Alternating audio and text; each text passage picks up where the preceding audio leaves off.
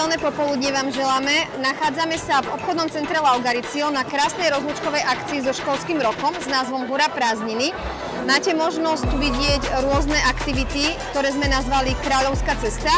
Sú to aktivity rôzne pohybové alebo kreatívne, ale taktiež tu máte možnosť vidieť aj rôzne tanečné skupiny folklórneho alebo moderného štýlu.